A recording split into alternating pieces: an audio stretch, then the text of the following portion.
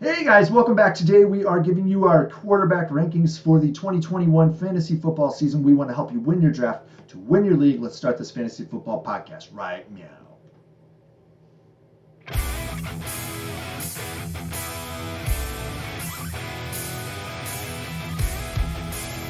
Hey everyone, welcome to the Fantasy Football Upside. I am Justin. Kyle's bobbing his head. What's up, Kyle? Yeah. Thanks for dropping by our Fantasy Football Podcast and YouTube channel. Choo choo! We're back on our too early rankings. Yes, Yesterday, we gave you our quarterbacks 12 through 7. We had a special caller yesterday. Oh, yeah. That was insane. Definitely check it out. Well, there are perks of ownership of any sports franchise, and when you find yourself as an owner, the team, they respect you. They know that you helped sign their checks, and so they reach out every once in a while. Yeah, he's gonna be mad that we've got him at 7, I think. But I think so too. Yeah. Well, that he just missed. And what we're gonna be talking about today. I totally sharped him. You're not recording this, are you? No. Not at all. Why would you I'm suggest offended. No. But, All right. Well, today we're giving you our top 6 quarterbacks. So the one you just missed out on. What you got before we get right? Make sure you hit that like button, guys, but also run over to our website, ffbupside.com, and double check for our victory draft kit. Right now we are running that out the door. First edition is still out there right now. We will be updating it, and if you buy the draft kit, you will get all additional updates as we make them available. It's full of all kinds of awesome information and all kinds of things that we've been working on heavily here. Lots of stat work and algorithms that we've been developing so that we can find who's most consistent, who's best, most powerful, like in points wise, all kinds of stuff. Don't want to bore you with it, so let's dive in head first into the shallow end and let's hit up QB6. All right. Let's do it. All right, we're going to be talking about Lamar Jackson, Baltimore Ravens. He had 9 startable finishes with 6 elite games. And Kyle, I want to stop here real quick. Startable finishes for us, for QB, is a top 12 QB, and elite is he finished as a top 6 that week. So 9 and 6, pretty good numbers really, but he also finished 6th in our 2020 power ranking, so he's right in line with where we got him this year. He had 1,005 rushing yards, but only 7 TDs when it comes to the rushing side of things. But there is one thing that really regressed, and that was his passing touchdown. And it's something that we warned everybody. If you were following along last year, we warned that he wasn't going to be able to sustain that crazy 2019. But the weapons may have improved, but we don't know how much. I mean, they drafted Rashad Bateman. They brought in Sammy Watkins. But for him, you're really counting on his rushing floor still being great. And I do think his passing attempts will go up this season, which could be in line with another top 6 performance. Yeah. Yeah. All right, moving on here. We've got QB5 for us, and that's Justin Herbert. He had 9 startable finishes last year with 6 elite games, and that 6 number kind of triggers a lot of value there, actually.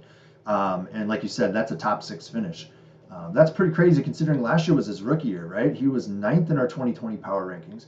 And as a rookie, he averaged 3.1 TDs to interception. So it's not terrible. That's not great, obviously, right? You want to see that number a little higher.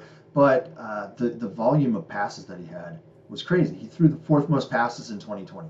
But he only finished as QB9 for us in our power rankings, right? So that's a little bit of a data gap right there that we need to see him bridge that gap before he really truly is a guy that we can rely on finishing in the top end consistently. I think that he will do it. I think that they'll be able to do that.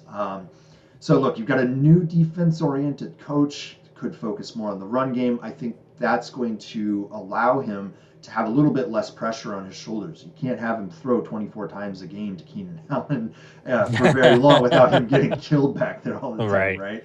I mean, that would just be nuts. But I mean, maybe they do it again. I don't know. Most of that was happening when Eckler was still out with an injury early in the year, or was an injury. I think he missed like the first 6 games or something. Yeah, he was there for like I think the first game, and then he was out for a few.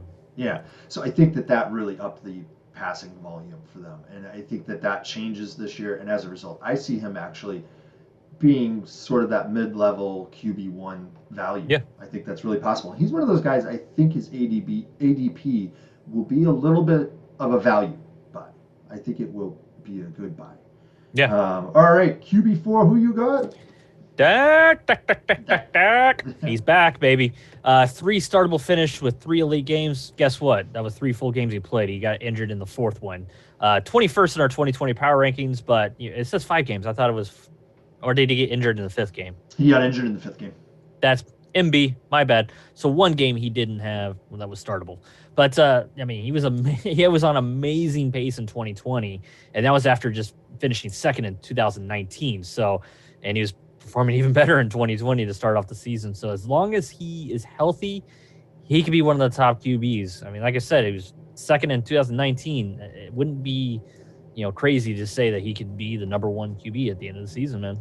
Yeah. I really like him. That's some great weapons, dude. And that offensive line should be a little bit more healthy this season as well. Yeah, I mean, we were really high on him last year. Like we both really, really liked him. It was extremely unfortunate, and I mean, the pace that he was on was ridiculous. It was ridiculous. Yeah, it was a lot like the year that McNabb tore his ACL. There's a big throwback, right? That's like a little bit odds there. But yeah, it was a similar situation where he was on an MVP pace and then just blows out his knee, and he didn't blow out his knee, he blew out his ankle, but gets injured, and then season's over. So that's unfortunate, is what it is. Maybe you get a little bit of a buy low on him this year, maybe. I mean, he was going like 3rd round last year, I want to say, in some leagues, 3rd, 4th. Yeah, so all right, here we go. Top 3, QB3, we've got Kyler Murray. He had 11 startable finishes last year with 9 elite games. I feel like people really just weren't giving him his credit for that. I think a few people probably were paying attention to that, especially the Arizona people were. He was 3rd in our 2020 power rankings at the end of the season, so that's pretty good. Second QB with he was 2nd as QB with 11 rushing touchdowns. So he scored the 2nd most rushing TDs as a QB. I would imagine there's going to be a little bit of a regression there. I just don't see them wanting to put him at risk with that more. Or even as much. I think that they want to protect him a little bit more probably. And when you bring in AJ Green, you bring in Rondale Moore, you bring in James Conner, I think it's more passing to come and a lot less rushing for Kyler Murray. So I do see some regression going on here with him. I think that there's a very big likelihood of that, in fact.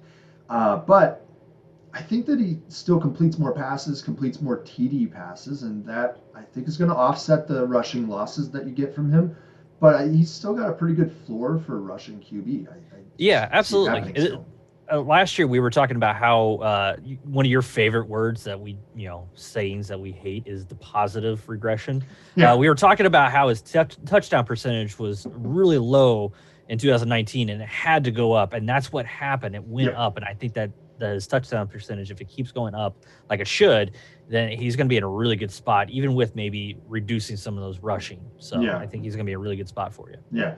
So coming up here, I think this is where we start to depart from a lot of other podcasts where their top 2 are the same as our top 2, but we differ as to who we have at the top and who we have at number 2. All right. And here it is. At number 2, we have Carson Wentz. No, I was kidding. We have. I had to throw that in there. Yeah.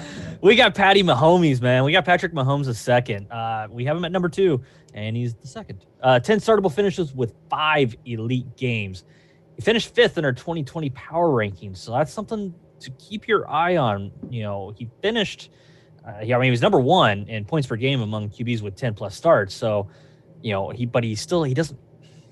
What am I trying to say here? He finished 5th in the 2020 power rankings, but he was number 1 in the points per game and then games with 10+ starts. So you could see there was a little bit of consistency issues, because that's what we look at in our power rankings is we look at certain consistency numbers, and that's where he was kind of slacking a little bit. But they do have a totally reworked offensive line. I didn't think it was terrible until the Super Bowl, but on paper it looks to be improved on a pass-heavy offense. I mean, he also finished as a top 10 in rushing yards last year, which is not something I really thought of until I was looking it up before. Well, he didn't have a knee last year, so there was that. Throwback. He's got a knee. He's got a knee. Yeah. He had a knee, Kyle. I think that the reason he fell down the board for us on the power rankings was related heavily to the fact that he only had 5 elite games, which if you check out our last episode on QBs, there were a couple guys who for us finished near 12 to 10 and had 6 elite games. And that was the problem for him. He had a lot of good quality startable games, but he just wasn't getting those elite finishes that the guys who are at the top of QB are making. Now, I want to stress the point though that the difference between QB1 and QB12 is less than 100 points in standard scoring across an entire season, and sometimes even less. Sometimes it's like 70 points. So we're splitting hairs in a lot of respects here, but that's why consistency matters more for us with QBs, because you need to at least be able to look at it and say, more than half the time, this dude's going to finish as the top half QB1 for me. And that's what he's got to be a plug and play kind of player. And I think QB is one of those things. You're looking for that with tight ends, so definitely check that out in our next couple episodes, because we're talking about tight ends, and we're going to give you those guys who are hiding in plain sight, super consistent guys. So, anything else on Mahomes there? I think we're good, man. All right, let's hit it up. What you got? QB1. That's right. It's Josh Allen. He had 10 startable finishes with 9 elite games last year, guys. That is insane. It's right up there with Rodgers, actually, as far as what that was. But I mean, he's got 13 years Rodgers Jr. or something like that. Yeah. He would finish first in our power rankings last year, and part of that might be because he represented 50% of Buffalo's rushing TDs in 2020. You mean Mose? Yeah, Mose. When he wasn't falling on a breakaway 80-yard rushing touchdown, he was perfect. But I think he only had 4 rushing TDs. It was something, I can't remember what it was exactly. But he represented 50% of their touchdowns, rushing touchdowns last year. I don't see how that happens again. Now, it wasn't like he had some astronomical number of TDs last year at rushing. So I don't know. Here, let me look really quickly. I'll pull it up. Actually, I have it already kind of up here.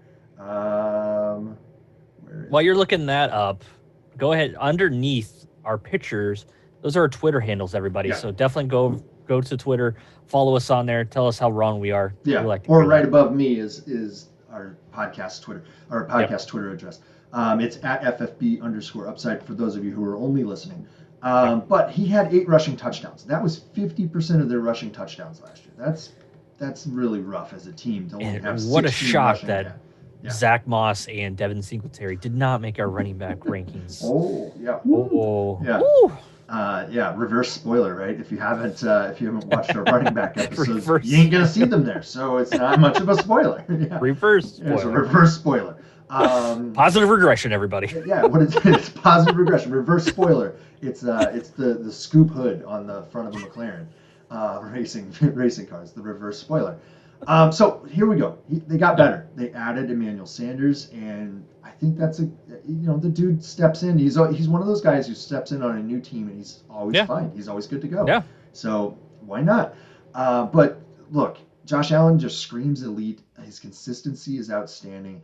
That's why he finished first in our power rankings, despite the difference between the top 5 really just kind of being negligible. It really boiled down to he was the most consistent out of the bunch.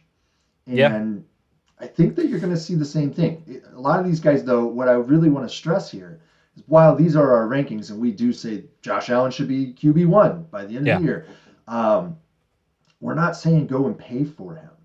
And if you listen to us long enough, you'll know that we love the late round QBs because we think that you can get those guys who everybody thinks are going to finish 10, 11, 12, 13, 14th QB, and they finish in the top 6. They finish like 5, 6, 7, somewhere in that range.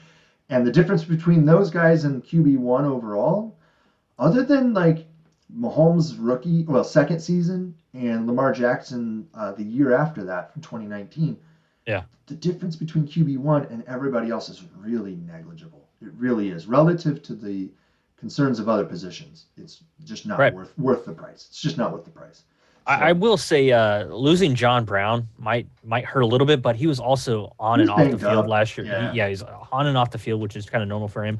But another thing I will say is he is getting his offensive coordinator back this year. This could be probably the last year that they're able to keep him there when it comes to the offensive coordinator because he's probably going to be, if they have another season like they just did last year, he's getting popped for a head coach job somewhere. So Yeah, and Yeah. and I mean, there's a couple different factors. I think that like Gabriel Davis is being underdrafted right now, at Yeah. least in the drafts that are going I think on some right not now. even drafted. Yeah, a lot of them I haven't seen Yeah. him go. I think you can get him as like a sixth wide receiver on your Yep. team, like easily, You could do a lot comfortably. worse. Yeah, You could you do could a do a lot lot worse. worse than a guy who's a Yeah. wide receiver 2 on his team, probably. At some Yeah. point, Emmanuel Sanders is going to have to fall off the cliff, and Yeah. you could argue that he did last season. Actually, once he got traded, he left. Was it San Fran? And he went Yeah, to he's in New Orleans. New Orleans. Yeah, and he was just kind of. I mean, even with Michael Thomas being out most of the time, it was He still was just a guy. He was just a guy. he's a jag, just another guy. Yep. All right, guys, that's going to do it for our QB rankings for the too early ranking series. Yes. Hopefully, we can get back on rankings at some point. We might fly through them right before the draft season starts. Head on over to our website. It's right above Justin's head. It's ffbupside.com. And check out the Victory Draft Kit. We will help you win your draft so you can win your league. You can also head over and check us out on patreon.com/fantasyfootballupside. You'll be able to sign up for a membership over there with us. And there's all kinds of swag and other stuff that you can get from that. But you also get access to us on any level of the Patreon. You'll get access to us on our Sunday live streams, which we are going to be doing pregame Sunday live streams all season long. We're going to talk about weather, last minute start sit questions you'll be able to ask us, all that stuff, right? Yep. All right, guys, that's going to do it for this episode. We will see you next time when we're talking about tight ends. See ya. See you. Bye.